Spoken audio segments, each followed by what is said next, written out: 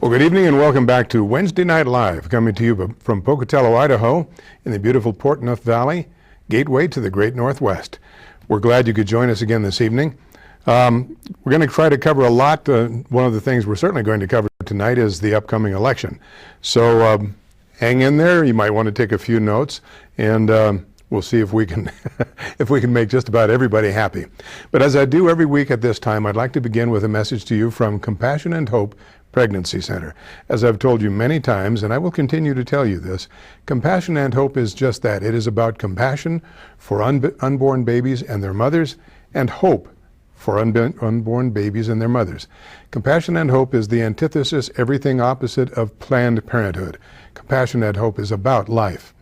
If you'd like to see that a young mother has some help, as she may be dealing with an unplanned wedding, or maybe she's unmarried, perhaps she's underage and she's got herself in some difficulty, you can help. Please call 478-HOPE, 478-HOPE. Compassion and Hope Pregnancy Center does not receive federal aid. They don't get billions of our tax dollars, as does Planned Parenthood and their associates. The Compassion and Hope people operate on a very, very shoestring budget. They need your help.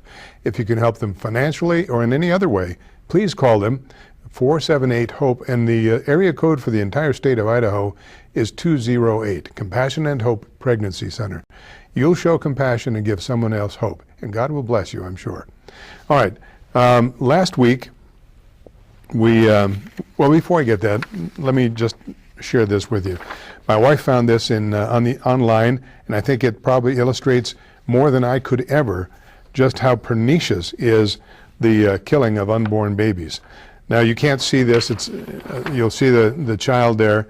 I would gather she's maybe 6, 7 years old, precious little child. The most dangerous place for an African American is in the womb. And this is a quote. "The great irony is that abortion has done what the Klan only dreamed of. Roughly 1/4 of the black population is now missing." And that's a quote from Dr. Elvita King, niece of Martin Luther King Jr. So when you're thinking in terms of compassion and hope, if you're thinking of, if you know a mother who may be thinking about going to Planned Parenthood, just remind her, especially if she's a woman of color, Dr. Elvita King, the great irony is that abortion has done what the Klan only dreamed of. Roughly one-fourth of the black population is now missing, and we can thank the Planned Parenthood people and their ilk for that. All right. As I mentioned to you last week, there were 2 obituaries that I saw when I came back from a little trip that I had. I read them to you. Now, one of them was very brief. Most of you, I should say a great many of you in the community knew Mr. Jim, as he was affectionately known, James Castellamides. And I read to you from his obituary, and of course, our prayers and our thoughts and our condolences are with that family. We knew him personally. He was a good and decent man, and we miss him. We didn't have the opportunity to do anything in detail for Svan Langford. Svan Langford did not have the public image, I guess. She wasn't well known, but she was known in this community because she was trying very hard to make a difference. And I'm so pleased that Janet Wright and Jody Peak at the Compassion and Hope Center wrote what I would call a eulogy for Svan Hope, and I'd like to, or Svan Langford, and I'd like to share that with you because it says a little bit more than a very brief two-paragraph obituary could say. Reaching out to the community is what Svan Langford did best. Because of her life experiences, she was wise beyond her years. She loved sharing that wisdom and the knowledge she had gained from her school of hard knocks with others, and taking every opportunity available to share Christ. Our dear friend Svan Langford went to be with our Lord and Savior October 8th, 2014. Not only was Svan a friend to everyone who knew her, but she went above and beyond to care for and nurture those friendships. Svan's contagious spirit was such that just one brush with her created a friendship for life. Though she succumbed to a painful, lengthy illness, Svan left a great deposit in the lives of those she met. She will be greatly missed. We are so blessed to have known her, such an incredible force in our lives. Svan had been an advocate coach at Compassion and Hope Pregnancy Center since its inception in 2013. While working at the center, Svan became a permanent fixture. She was willing to fill in when needed. She counseled, became our fundraising chairperson, and was just recently voted to join our board of directors. She organized our Walk for Life the last 2 years and also headed our baby bottle drive. We at Compassion and Hope Pregnancy Center first met Svan in September 2011 during our initial training of advocates for Compassion and Hope. She became a force to be reckoned with. Her clients loved her for her honesty, compassion, and the care she gave to everyone she met. Once a client met with her, they wanted to continue only meeting with her. She went beyond what was required to help her clients. Our functions weren't functions without her. She made the fun funner, the laughs heartier, the surprise parties sneakier, hugs tighter, and the center a wonderful place for all of us to gather. She disliked our foo-foo coffee a lot, so she always brought her own. But her expertise as a barista did not go to waste on any of us. Svan's outreach went beyond our walls to her other passion, the Jeremiah Project, a support group for those who struggle with cutting and self-injury. Svan, in a very short while, made great strides in community education and awareness concerning the huge issue of self-injury. She became a resource for schools, hospitals, foster parents, and churches. Svan wrote a book about her life and struggles titled, "They Say I Am Broken." Her specific intent on doing so was to bring hope and encouragement to those who consider themselves broken. Her book can be purchased online through Amazon or Barnes & Noble. The Jeremiah Project will continue in her absence, meeting Mondays at 6:30 p.m. at the Branch Cafe at 415 South 2nd, that's in Christ Love Vineyard. Svan spent many years of her life leading groups at PWCC. She was very well received by the inmates, connecting strongly with them as they perceived her genuine care for them. Svan's passion for music and for worship were constant. She, along with her husband Charlie, recorded a worship CD. It is a compilation of her favorite songs, along with many that she composed herself. She led worship at many retreats in the region. She will be truly missed by all who knew her and by all whose lives she touched. So you may still buy, as it says, you can still buy that book, and I may suggest you do so. Svan, I bought a copy, and she put a little dedication in there for me.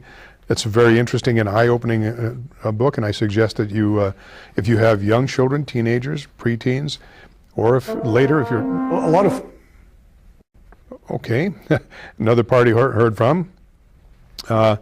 If you know of somebody who may have a problem with self-destructive issues, cutting and so on, this book may be of some great help. So you can get it online. Let me see if I can find that again. It's called They Say I Am Broken, and you can get that through Amazon or Barnes & Noble. And I would advise that you do. I would suggest it anyway. All right. Now coming up very quickly, today is the 29th of October. On the 10th of November, just a little over 2 weeks away, we will be celebrating the 239th birthday of the United States Marine Corps. So as we have every year, we're going to have a Marine Corps birthday dinner, and I will just read the flyer to you, and perhaps you'd like to get involved. The Stephen D. Merrill Detachment of the Pocatello Marine Corps League invites you to join us in celebrating the 239th birthday of the United States Marine Corps. The celebration will take place Monday, November 10th at the Clarion Inn, 1399 Bench Road here in Pocatello. The dresses for this occasion is uniforms if you have them, evening dress or casual dress. Don't let this keep you from attending. Wear what you want. Festivities include a social hour beginning at 1800, which is 6 p.m., program beginning at 1900, which is 7 p.m., and a dinner to be served at 1930, which is 7:30. Choice of meals: roast prime rib of beef or chicken breast with Pacific rock crab. And the price is $25 per single, $50 per couple. There was some discussion trying to figure out a way to lower the price. Turns out $25 a person actually is costing the Marine Corps League about $3. So we're actually inviting you as our guests, so to speak, by taking a loss on the dinner, because we'd like you to enjoy the Marine Corps' birthday dinner. Payment can be made at the door, But you need to be sure and RSVP as early as possible. It seems like every year, those who are going to attend, especially the Marines, be the first one to say that, wait until the last minute to reserve, and that makes it very difficult for the organizers to figure out how many meals to order up. As I said, we have to pay for those meals, so please call them right away. Now, you can do this through November 6th, Thursday, November 6th, but you can pay at the door. The RSVP is just in advance, and widows of League members attend free of charge. So our Marine widows, FMF Corpsmen widows, are our guests. Now, if you want to participate in this, and you don't have to be a Marine, you may have been in the Marine Corps at one time and now be in the National Guard, or the Army Reserve, or in the Air Force, or in the Navy. You are still welcome to join us.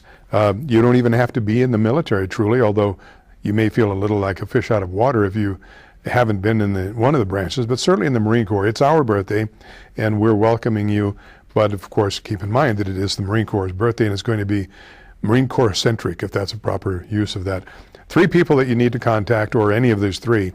Ron Tapia at 785-3422. Ron Tapia, 785-3422.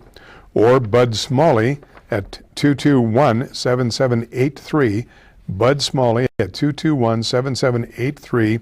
Or Stan Brangham, 237-3607.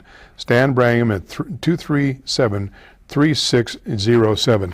And as a special encouragement, Ken, are we ready to go on that? Okay, please watch this. A lot of folks ask, what do you learn from history? History teaches no lessons. What history does is provides a context so you can look to the future. In fact, there is no ability to understand the future except from the past. Our history makes us want to be brave. Our history is rich with a legacy of Marines that have made the ultimate sacrifice and have been very willing to do so because of that bigger purpose that we're taught.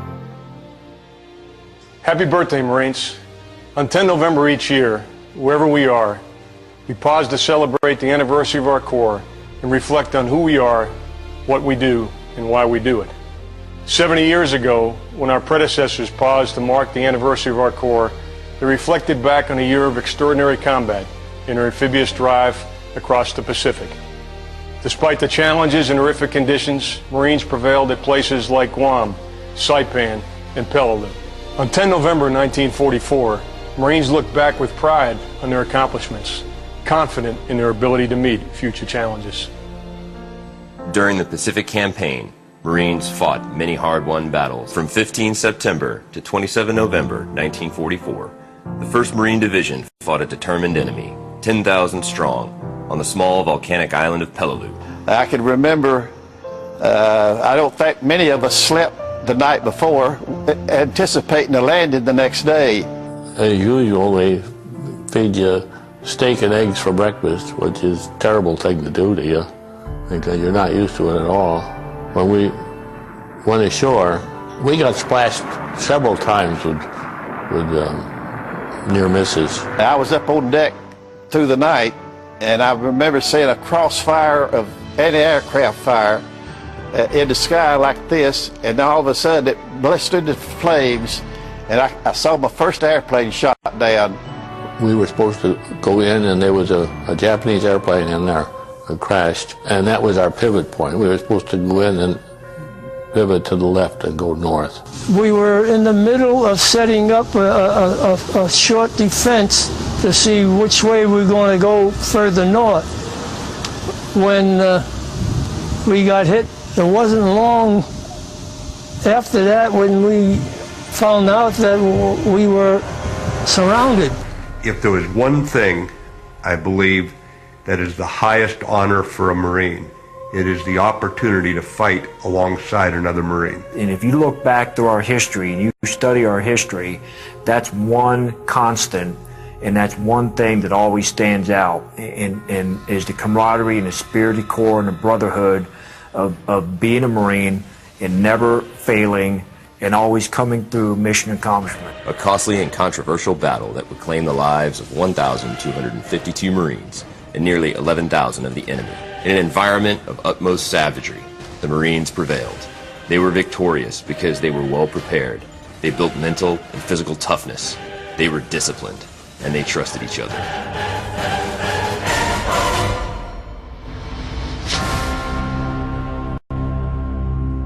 In 2004, 20,000 Marines deployed to the Anbar province in Iraq. Many Marines spent that birthday in combat at places like Ramadi, El Khan, and Fallujah. Marines would once again find themselves sent to root out an entrenched and determined enemy, this time in the insurgent stronghold of Fallujah, Iraq. It was some of the heaviest urban combat Marines have been involved in since Way City, 1968. We received our mission statement as to what we were supposed to do when we entered the city of Fallujah. And pretty much it was eliminate all threats for the most part in a nutshell. They had already received a warning of anyone that's left in the city would be considered combatants or whatever the case may be. And our mission was pretty much to clear the city of Fallujah to return it to the people. During the course of that battle, when I was trapped and wounded, bleeding out inside the house, if I ever had any doubts during that period of making it out alive or making it out of that building, I always knew without any doubt whatsoever that I would make it out, because those Marines that were a part of that unit, I just had that much confidence in them and their abilities that they would somehow figure out a way to find a way to never leave Marine behind. It's that camaraderie that makes us elite. It's the whole combined arms team. So here we are as a tank company. We couldn't move forward without the infantry to our left, to our right. We couldn't move forward without the logisticians supporting us, the fuel, the trucks, the bulldozers, the close air support, the artillery support as we were getting, the mortars. It all came together, and I think every Marine in that city felt that. They understood that. The Marines who fought in the Battle of Fallujah were 100% warriors. They should always be proud of the jobs they did and how well they performed and who they were and what they stood for. And like all times in history, through all generations of the Marine Corps, those young Marines stepped up to the plate and executed and overcame great odds to become victorious in the end. I think I would rather fight in the jungle, not the type of jungle, but like rather on Guadalcanal type of jungle or the Korean type of war than Fallujah. What I know about it, the door-to-door stuff, you don't know who your enemy is. That'd be nerve-wracking. We at least knew where our enemy was most of the time. Like Peleliu, the battle for Fallujah was the bloodiest of the Iraq War. Coalition forces suffered more than 100 killed and 600 wounded. More than 2,000 insurgents died and 1,500 were captured. Looking back at our history, whether Marines are storming beaches in World War II or Marines are patrolling the streets of Iraq, our warrior mentality, what we stand for, our customs and courtesies, our love for each other, our love for the Marine Corps, and our history since the founding of this nation, the people that we've protected, and the ideas and the freedoms that we've fought for. As we celebrate the 239th birthday of our Corps, Marines are in combat in the Helmand Province. And since we last gathered to celebrate, Marines responded to crisis in the Philippines, South Sudan, Libya, and Iraq. Some things change. This year found us in different climes and places than our predecessors. Our organization, our equipment, and our training have certainly changed since World War II. What we do in recruit training, whether it's San Diego or Paris Island, what we do at Quantico in terms of training our officers and later all of our Marines, it instills something into each of us that's hard to explain. I've lived on the side of civilian and child of the Marine Corps, so going in and going to hopefully become a Marine myself, I know that the Marine Corps will properly train me for whatever situation is thrown my way. That's never been a question. You know, they're the best of the best. Honor, courage, and commitment means to me that I'll be able to wear the title United States Marine on my shoulders for the rest of my life, no matter how long I'm in the Marine Corps, if it's 4 years or 20 plus. I joined the Marine Corps because I wanted to accept the challenge. Nobody thought I could do it, so it was to prove myself and everybody else wrong. As I look at and talk with some young Marines today, it's obvious that they're as eager to be a Marine as I was, and that makes me feel good. the equipment of today that they have to fight with is awesome. We've learned lessons going back from hand-to-hand combat in World War I to the house-to-house fighting in Wade City in Vietnam. And so, you know, as long as we keep up with the lessons that we've learned from the Marines that come before us, we should be just fine. Some things never change. Marines attack this year's challenges with the same courage, commitment, loyalty, self-sacrifice, and adaptability as their predecessors at Peleliu and Fallujah. For that reason, on 10 November 2014, we Marines can look back with pride in our accomplishments, confident in our ability to meet future challenges. Marines are something special. They have a commitment to being at their best when the times are at their worst. They have a commitment to being the most ready when the nation's least ready. They have a commitment to each other that even at the cost of their own lives, they will stand by each other no matter what is going on a battlefield.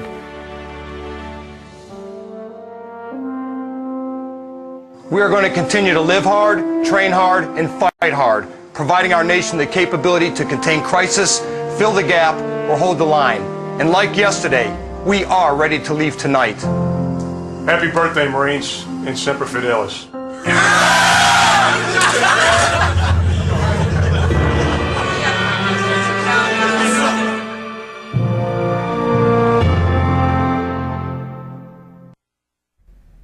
So there you have it. Happy birthday, Marines. 10 November of this year at the Clarion Inn. And if you weren't inspired before, hopefully that inspired you. Again, this is not to put down on our brothers and sisters in the other uniforms.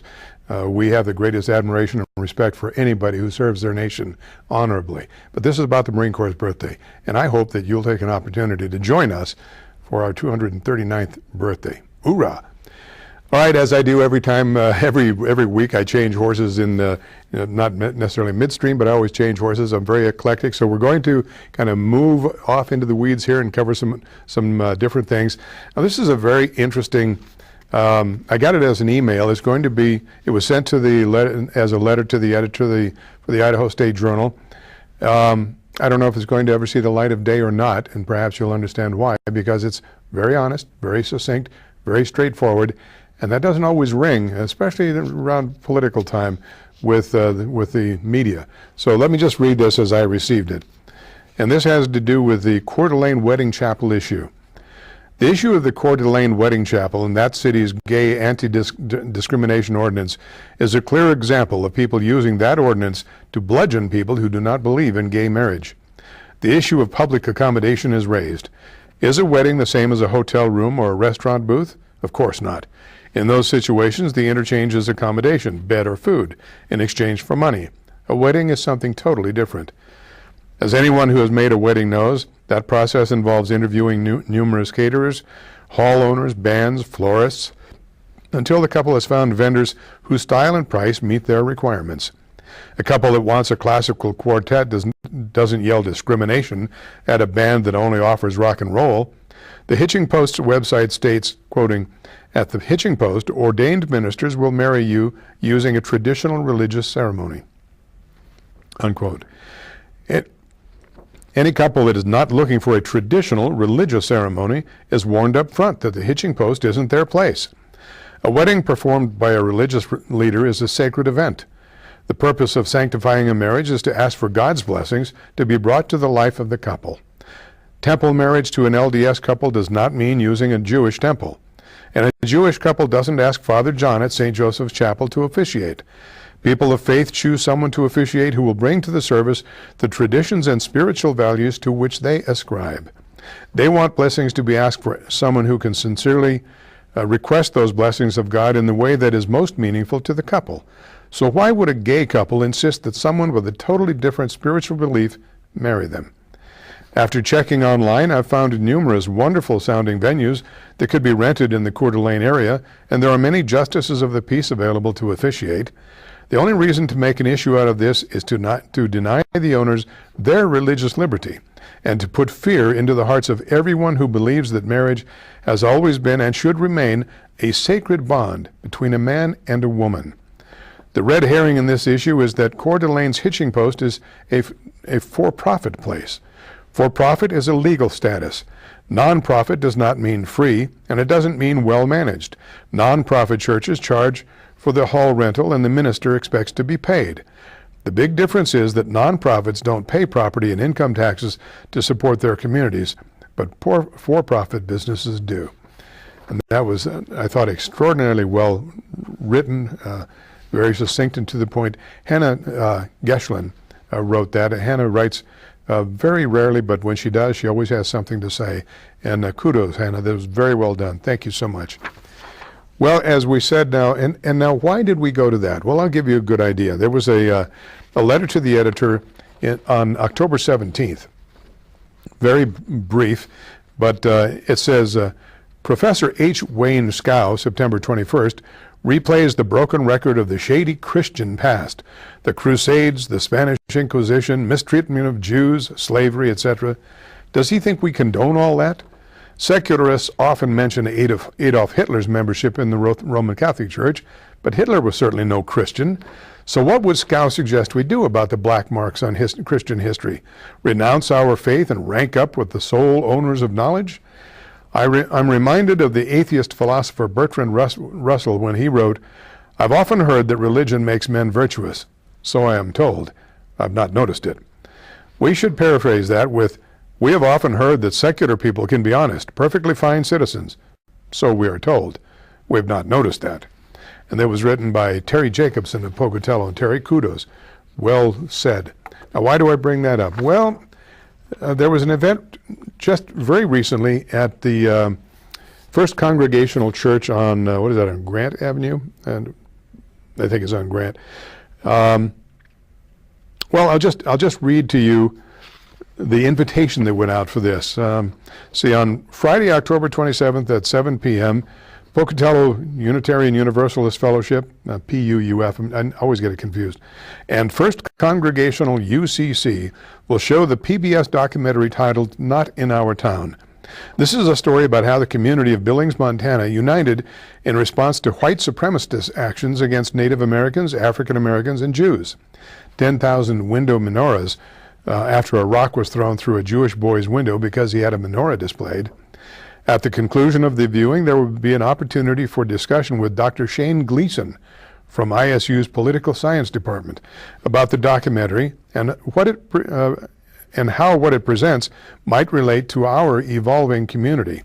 There is no admission charge. First Congregational United Church of Christ, 309 North Garfield.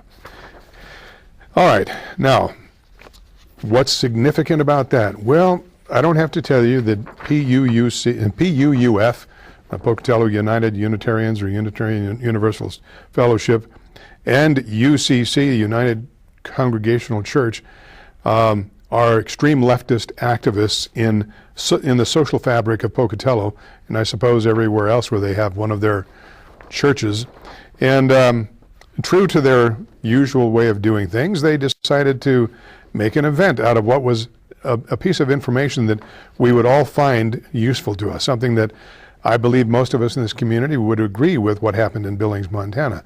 I doubt that there are many of us in this community that have any use for the skinheads, Nazis, or any of the other, whatever kind of groups you want to call them, hate groups. Hate groups. That brings to mind the so-called Great for Hate group, who apparently was in attendance at this meeting. So here's what, I got an email from a friend of mine, and here's what my friend said. I went to see the showing. It was a good 30-minute film, but afterwards, it was nothing but a liberal hate group that bashed you, your show, Neil Larson, etc. Too Great for Hate, as I often refer to them as Great for Hate.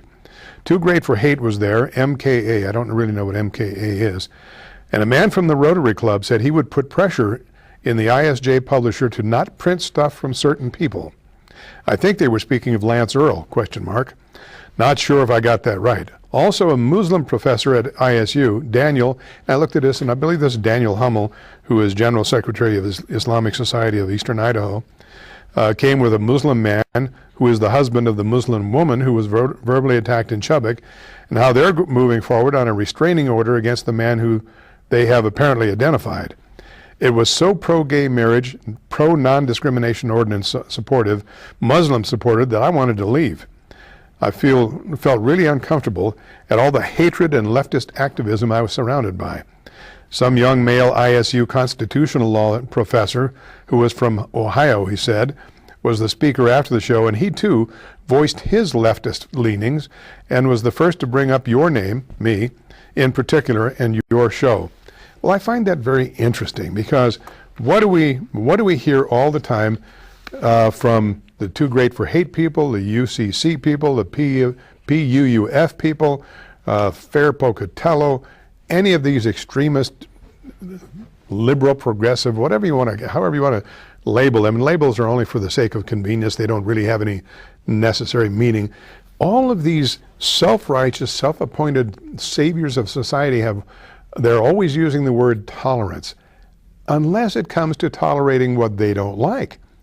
And they don't want to tolerate Ralph Lillig or Lance Earl or Neil Larson or perhaps Rick Larson, if that was, was correct. They only want to tolerate things that agree with them. In other words, freedom of speech only goes as far as they want it to go. But they sure don't want to. As a matter of fact, there was a complaint lodged by someone who, as always, they're always anonymous. A man called the station here, wanted to complain about my program because he doesn't like my gay bashing.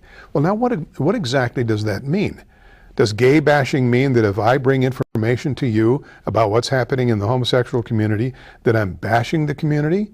Does it mean that if I label a homosexual as that, am I bashing that person if they are self-identifying as homosexual?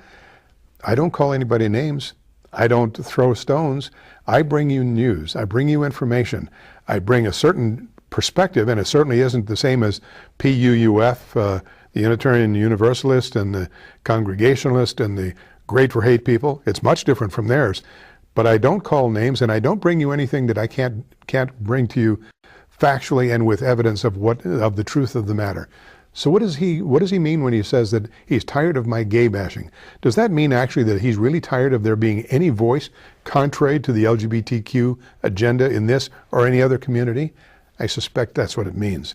So as long as we have a constitution that gives us freedom of speech, I would suggest, as I have before, that you, Mr. Anonymous, coward that you apparently are, I would suggest that you bring yourself down here to the studio at Vision 12 and talk to Kathy or Ken, the people who run the place here, find out what you can do to put on a show of your own. And you can bash anybody you want to, and you can call me names if it makes you feel good, if it makes you feel well. You can tell us why the gay lifestyle, the homosexual lifestyle, the LGBTQ lifestyle is so wonderful, and why you are so offended by someone like me who has the temerity or the audacity to bring truth into the community. If you have the guts to do it, I would suggest that anybody in this community that has any point of view and can remain civil when they present it, you should have a program. And if you want to make a good case or any case for LGBTQ marriage, then come on here, have a show, prove why you have a point of view that's worth listening to. Throwing rocks at me from the shadows doesn't prove that you're tolerant. It doesn't make you a brave or courageous person. It doesn't even make you intellectually. It makes you just what you are, a coward. There are many in the community, in the LGBTQ, who are very happy to write letters to the editor to bash me. And they take every opportunity they can in public forums where they are quote unquote safe, where they feel secure, which is ironic in its own right. But very few of them want to come on here and give you anything substantive to support why they are angry with me or anybody who has an opinion contrary to theirs. So I'll put my soapbox away. That wasn't intended, but you'll see. Then you see why I read that very well constructed letter to the editor from Hannah Geschwin, which I suspect will never see the light of day at the ISJ. So I shared it with you, and hopefully you'll share it with someone else. All right, let's get to politics. Now, here's somebody that is in the left side of the continuum, if you will, here in the community, with whom I would rarely agree. But in this case, we may be somewhat on the same wavelength. This was from the Idaho State Journal, Tuesday, October 14th. Bannock County Commissioners. And now why am I sharing this? Well, we've got an election coming up. I strongly disagree with two decisions the Bannock County Commissioners have made in the last few years. First, they recently voted themselves a 9.5%, nearly $6,000 pay raise. They may not have checked lately, but Idaho's income is last, 51st, including all states and the District of Columbia in the nation. Yeah, I was worried there a little bit, Glenn, because, I didn't know if you were going to say like the president, I visited all 57 states. Okay, so 50 states and the District of Columbia. Bannock County's income mirrors that of the entire state. Ever since the pernicious right to work translate right to a piddling salary was voted in, county personal incomes have been shrinking and will continue to shrink with non-existent leadership doing not much to improve them. In my opinion, a large pay raise is inappropriate in this circumstance. Secondly, they moved their office so far out in the suburbs that it's hard to find it.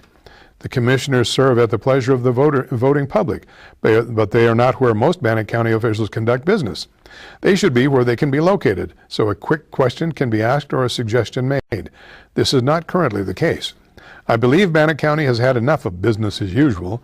I want a new face, new ideas, and common sense in the commissioner's office, if anyone can find it. And then he touts his candidate for commissioner. This is by Glenn Alford. He writes rather regularly for the paper, has his opinions read. Well constructed, Glenn. We don't always agree on this one, though. Yeah, I think we're due for some changes and ideas, and I wasn't happy when they moved and when they gave themselves a pay raise. You may think it's strange as I go through tonight and we talk about this, that you all know that I'm a Republican, but what you may not know is that the Republican Party here in Bannock County, and they're trying to do this all over the state, and in fact it's happening all over the country. The Bannock County Central Committee has finally purged their last conservative from the Bannock County Republican Party. So we are not welcome. As a matter of fact, one of the people running for office, and I'm going to mention his name in a couple minutes, buttonholed me at the convention, the Republican convention earlier this year, and told me very angrily, finger in my face kind of thing, we're going to get rid of you old people. The young people are going to take over. Okay. Well, it looks like he's been successful because they've gotten rid of all the conservatives, and they now have, they being the moderate, whatever you want to call the conservatives in office, they now own the party, so they can take blame for it. I will continue to call myself a Republican, but I think of it in terms of the small r, meaning a Republican values. You see, what's happened with Democrats, Republicans, especially those two, libertarians and constitutionalists don't quite fit into these pegs, don't quite fit the hole. It's become tribal. It's no longer about ideas. It's no longer about common sense. It's no longer about ethics and values. It's about my tribe is going to beat the snot out of your tribe. My school, high school team is tougher than yours, and we're going to get our mascot out in front and show you who's the boss. The people running both major parties, Democrats and Republicans, share equally in value depredation. Degradation, perhaps. They've lost it. There are so few ethical politicians left that indeed politics has gotten to be a really stinky thing. I've been voting as a Republican since 1964. In those days you had to be 21, and that's when I turned 21. Telling you my age doesn't matter to me. I've never voted for a Democrat. In all those years, never voted for a Democrat. Things are about to change. Surprise, huh? Well, we'll see why. I do want to correct Glenn Alford on one thing here. The right to work issue, that stinks as bad as this tribalism of the Republicans and the Democrats. You have a right to all the work you can get. Nobody's stopping you from working, Glenn, or anybody else who has two hands and a strong back and is willing to work and has a work ethic. Nothing's stopping you. Now, you may not be able to strong-arm people into giving you what you want. You may have to show you have value. I surprised a few years ago when I was running against Lillig for Senate. Didn't get any help from the Republican Party. But I had a fair showing. I think I was 6 or 8 points out.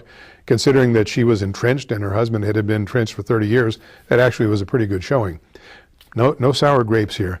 But I went to talk to the forget the proper title, for the fellow in charge at the IBEW. And the only reason they probably let me in is because I had my business card from when I was on the board for the union that I represented in California. It may surprise you to know that I represented 450 people, actually. I was their representative on the union board. That was for a public union.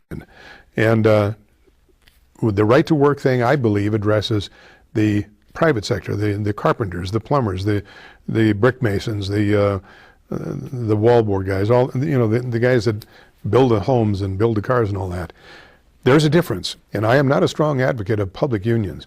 And the reason for that is because as a carpenter or a mason or as a plumber or a cement finisher, whatever you are, you can bargain, you can negotiate, you can show your worth, and you can call a price. It may not be easily shoved down somebody's throat in a state with right to work issues, but you still have the right to do it, and you still have the right to work. You can't do that. The public entity is you and I, the voters, the taxpayers, have no representation when the public entity decide to go on strike or to demand higher pay, because they are always dealing with the elected people, and the two are so busy kissing each other on the neck that well, you and I are not well served by public unions, in my opinion. Even though I belonged to one for many years, I was forced to belong to it because the state at that time required you, if you wanted to work there, it was a closed shop. You had to belong to the union, and I did. That said, the private unions, or not the labor unions, it's a different story. You know, iron workers can go in and they can negotiate with their boss, and their boss can decide whether or not he can afford them, and that will decide the terms for benefits and so on. So their right to work, that's a shallow argument at best. That's really about the only place you and I disagree on this one, though, Glenn. The rest of it, well. So where are we? Well, let's take a look at who's running and what they're claiming. Now, I'm going to go through the voter's guide here that I have. If you look at it, it looks like it's bleeding to death with all the red ink I put on it. There's a reason for that. This will be the first time in my voting history that I have simply not voted or have actually crossed party lines to vote for someone in the other party. So let me share with you what Ralph Lillig is doing. This has nothing to do with anything except I guess you'll know where I stand. Might surprise a few people, especially the LGBT and their ilk who hate my guts for everything or nothing, and the leftists in the PUUF and UCC and the rest of these guys, the School Teachers Union. Oh, they really love me. All right. So now this is in District 28. I fall in 28, but I'm going to share both 28 and 29 with you and show you where I've marked this up. I will vote for Jim Risch. Jim Risch has been counted as the most conservative Republican in the Senate. We could use a few of those. We could use a few less Mitch McConnells and a few more Jim Risches. I've heard all kinds of pros and cons. I've heard some nasty things said about him, but I think Jim Risch is a good man. He's doing a good job for us, and I'd like to see him stay in there. So I'm going to vote for him. In the representative for the Congress 2nd District, I'm not going to vote for Mike Simpson, the Republican, and I'm not going to vote for Richard Stallings. Now, Richard Stallings, you may recall, you probably know, Richard Stallings was on the City Council. He was in the Congress. Richard Stallings succeeded George Hansen in the House, and in the opinion of many people, he kind of knifed Hansen in the back. Whether or not that's true is not even a point. The fact is that Richard Stallings is a liberal progressive. We have nothing really on the surface in common. I don't have anything against him personally. He's a pretty amicable guy, really, affable, but I can't vote for him. So I'm not voting for anybody for Congress. Lieutenant Governor, I've met in fact, I just met again with Brad Little and his wife, nice people, but I'm not going to vote for Brad Little. I'm going to vote for the constitutionalist, David Hartigan. Surprise. Certainly I couldn't vote for the Democrat in this case. I don't think that Burt Marley has anything to offer. Secretary of State, Lawrence Denny. Boy, that's a tough one. That's really a tough one. I'm going to vote for Denny, and I'm going to kind of hold my nose. He's kind of reconstructed himself in my eyes a little bit, but boy, you know, he's been, I just don't think he's been the greatest Secretary of State Well, wait a minute, I'm using the wrong, Lawrence Denny, yes, I'm thinking of Lawrence Wasden. Lawrence Wasden is, I can't vote for him. Lawrence Denny, absolutely. I've met him several times, I've had him on my show a couple of times. Lawrence Denny is solid, and I will vote for Lawrence Denny for Secretary of State. Please disregard all that other stuff I was saying. It did not have to do with Lawrence Denny. Solid candidate. Please vote for Lawrence Denny. We need a man of his strength and character in this Secretary of State, a very important office. State Controller, I'm not going to vote, even though it's unopposed. State Treasurer, not voting. Attorney General, and that's where Lawrence Wasden comes in, not voting. Legislative District 28, Jim Guthrie. Jim is a friend of mine, but Jim has sent money to some candidates that really disturbs me, and because of that, because I feel that he has betrayed me and the party, I'm not going to vote for him. It doesn't matter, he's unopposed, but I'm just not going to vote. I will vote for Ken Andrus. Ken Andrus has been solid. We have one point of disagreement, and it is a big point for the two of us, but he has been a very solid legislative representative, and the Democrat has nothing to offer. So Ken Andrus. Now you may say, Lillig, you said you were going to change things. Well, I did. There are a couple of Republicans I still will vote for. Ken Andrus and Lawrence Denny are two that I'm very strongly supportive of. Kelly Packer is running unopposed. I'm still not going to vote for her. Carl Anderson, Tamara Code, not going to vote for either one of them. To his credit, Carl Anderson is the only of the three sitting commissioners. He's the only one that has not personally bum-rapped me. He's been very gracious to me. I don't know what he's done in office that I can support, but I consider him a friend, but I'm not going to vote for anybody in the commissioner's office between him and Tamara Code. Tamara Code is, she's a nice enough lady. We get along fine. She's always very amiable with me, but I don't see her as a strong person for the commission. If she got elected, I would support her, but I'm not going to vote for her. All right. Now, Superintendent of Public Education or Public Instruction, Sherry Ibarra is the Republican. Iona Jones, I think Jana Jones. Jana Jones is the Democrats, handwritten, and can't read my own writing. If I were inclined to vote in this, I would vote for the Democrat, Jana Jones, based upon the only time I saw the two of them debate, and Sherry Ibarra in that debate was about as deep as a coat of paint. I was very disappointed.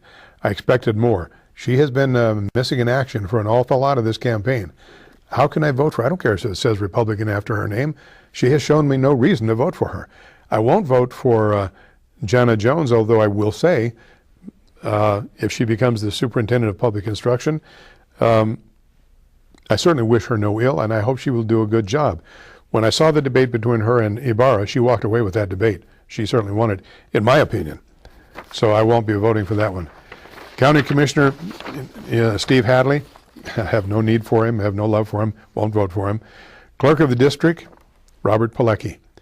Now, there are many people in this community who probably think, wait a minute, you had the recount thing. You were across the table from Pilecki. You're going to vote for him? Yes, I am. I am going to vote for Robert Pilecki, and I would ask that you vote for him. He has the qualifications. I can see nothing that Dave Bowen has to offer.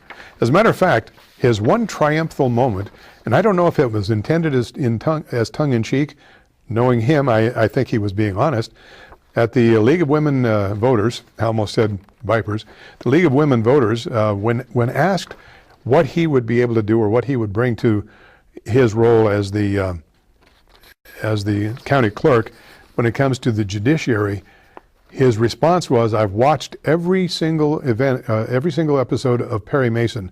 I think I can figure it out. Most people, I would say, oh, that was tongue-in-cheek. With Dave, no, I don't think it was. I think Dave Bowen was giving as honest an answer as he had.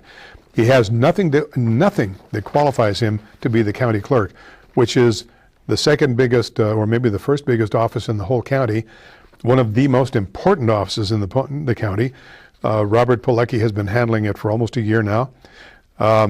I don't think that the election process is perfect, and I want him to fix it. As you know, when we had the recount, the original for the Proposition A, the original was 147, passed it, By 2 o'clock the next morning, that number had dropped to 80. When we had the recount, that number dropped to 56. Nothing was done differently. The same people ran the same machines using the same system. There's something very wrong with the system. I'm hoping when Pilecki is elected that he will fix it, and I'm going to ask him to do so. But I'm going to tell you here and now, I will be voting Democrat on that issue. I will vote for Robert Pilecki. All right. And I invited him on to come on my show, by the way. I think he probably was a little gun shy because he's thinking, "Are you kidding, Lillig? You know, you're a lightning rod in the community. I don't think I want to be on there." I don't blame him. I understand that. All right. County Treasurer Radine Barker running unopposed. Radine's a nice lady, and I'm not going to vote at all, but you know, I have nothing against her. County Assessor. I can see no reason to vote for Dave Packer. I'm very disappointed because I had planned to. Even had his sign in my yard for a while. Did you see this article in the paper by Dan Desfossis? Dan, let's see if I can find that article. Okay, here it is. Let me just read this to you. And some other things have come to my attention that brought me to the point where I'm going to vote for Mr. Stein. Here's the letter to the editor. It was just yesterday. In 2012, my residence at 2181 Satterfield Drive was appraised by David Packer, Bannock County Assessor, and his helper, Vicki Schweitzer, at $302,281. In the prior year of 2011, the property was appraised at $263,500. That's a considerable bump up. I've known Mr. Packer for over 30 years and considered him a friend. On 2 different occasions, I contacted him to discuss the $38,781 increase in my property value. This increase was done without any changes or improvements to my property. Mr. Packer told me that my property was greatly undervalued in 2011, and his appraiser, Ms. Schweitzer, was totally accurate in her 2012 appraisal. Mr. Packer and Ms. Schweitzer were unyielding and refused to discuss the matter any further after I contacted them on 2 different occasions. With no other recourse to obtain consideration in the matter, I appealed my case to the Idaho Board of Tax Appeals. A hearing was held on November 8, 2012. I presented facts to the board that showed a 9.28% decrease in property values in 2011 and an additional decrease of 0.18% in 2012. These statistics were obtained from the Multiple Listing Service of Bannock County. I questioned the steady increase in my assessed house value over the past 2 years, despite the evidence of a declining market. I provided the tax board with 4 sales comparisons. The Idaho Board of Tax Appeals concluded on February 22, 2013 that the tax increase imposed upon me was not appropriate, and they ordered that the Bannock County Board of Equalization reverse the total value of my property from $302,281 to a documented total value of $263,500. They further ordered that any taxes that were paid in excess be refunded to me. If this tax increase had not been reversed, my taxes would have increased a whopping to $961 for 2012. I'm asking my fellow Bannock County residents to vote for Jared Paul Stein for Bannock County Assessor. He is a qualified appraiser who is honest in his business dealings. And unlike Mr. Packer, Stein will have an open mind and will treat people fairly in determining their tax liability. He will address people's concerns. Mr. Packer was hell-bent to increase my taxes without any consideration of what the fair market value of my property was.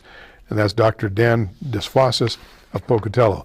I know Dan. In fact, we happened to meet each other at the market the other day discussing this very issue.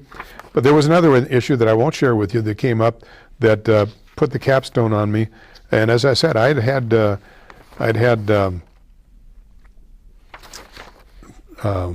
oh my goodness, Packer. I'd had Packer sign in my yard. I took it out. There are only 2 signs in my yard, and that's Denny and Andrus, who I would share with you and suggest you vote. So that's that. All right, now District 29. Here again, some of it's the same, some of it's different. I am supporting Jim Risch. I suggest you do so. In 2nd District, 2nd Congressional District, I'm not voting for either one, Simpson or Stallings. For governor, C.L. Butch Otter, and it's one of these jobs, but I just can't see any alternative. Lieutenant Governor, David Hartigan, the Constitutionalist. Secretary of State, Lawrence Denny. No question, he is the candidate that will, I believe, best represent us. State Controller, Brandon Wolf, is unopposed. I'm not going to vote.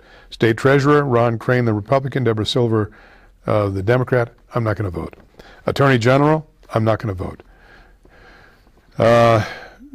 For the Legislative District 29, you've got Kent Howard, the Republican, Roy Lacey. I'm not going to vote. I'm not in 29, but I would say, as far as I'm concerned, it's a no vote. District 29, Matt Bloxam, the Republican, Matt Larson's Libertarian, Mark Nye, Democrat. I suggest a no vote on any of them. District 29, Position B, I would suggest Elaine Smith. Now, Terrell Ned Tovey. Terrell Ned Tovey, in my opinion, and you know, I have to say this in all honesty, Tovey started out with 10 points in the bag for me because I saw the Bronze Star on his lapel. Now, I don't know if it was an administrative Bronze Star or if it had a V for Valor. I don't know. But when I saw the Bronze Star, I respect that. He was already 10 points ahead until he opened his mouth and let his brain fall out. He is too immature, too volatile, and too inexperienced. And I realize he has served his country, as far as I know, honorably. He was an officer in the Army, I don't know if it was National Guard or Reserve. And I'm reluctant not to support a veteran when I think that they have something going. Tovey has nothing going for him. In fact, I think he has some serious problems. We don't need him in the legislature. And so, even though I'm not a Democrat, had I the choice, I would vote for Elaine Smith. Carl Anderson, if you're going to vote for anybody in the commissioner's office, you may vote for Carl Anderson. Steve Hadley, that's a no vote. Clerk of the district, Robert Pilecki. And here again, people may be surprised that I said that, but I think he is certainly the only other guy there is not even qualified to be in the race. But he's been getting money from, like Guthrie, he disappointed me. And Packer, she's got a ton of money, so she sent him money. Hasn't really raised a whole lot of money on his own. Got PAC money. So Robert Pilecki, Radine Barker, she's unopposed, so you can vote or not. County Assessor, Jared Stein. And Stein, I think, will bring something refreshing and new to that office. And now whether he'll do all the good things that Dan DeSwassa says, I don't know. But he certainly isn't going to hurt us, and he can't do any worse. County Coroner, Kim Quick is unopposed. Magistrate Rudolph E. Rick Carnaroli of Bannock County, I would say yes. I have seen him operate. I believe he is a good magistrate. He should stay in there. Don't know Scott E. Eckstein, so I'm just going to say a no vote. Don't know Steve A. Tomlinson. I would say a no vote. And only because I haven't done my due diligence, I can't say one way or the other. Water Conservation, Kit Tillotson and R. David Jackson, don't know them, no vote. On HJR 2, this is a very important one. The language on this was so confusing that you may think otherwise. After having done due diligence on this, I would suggest you vote no on HJR 2. It's the only amendment on the ballot. No on HJR 2. Well, golly, I didn't get to cover all that I wanted to, but we did cover a good part of it. I'll talk to you again next Wednesday. Hope you'll be here, and we'll probably have some other things to talk about. By then, I believe the election will be over. We'll see who's won it. We'll do a wrap-up, and hopefully we'll get some good people in office. Maybe we'll have a few changes in this county. We could use a few. No, regardless of what I say, you know, I'm not the brightest bulb in the box. I know it. So vote the way you think. God bless you and yours. Remember to vote for our nation. Vote for Israel. Do not forget 9/11 of 2001 or 9/11 2012. God bless you and yours. See you next week. Good night.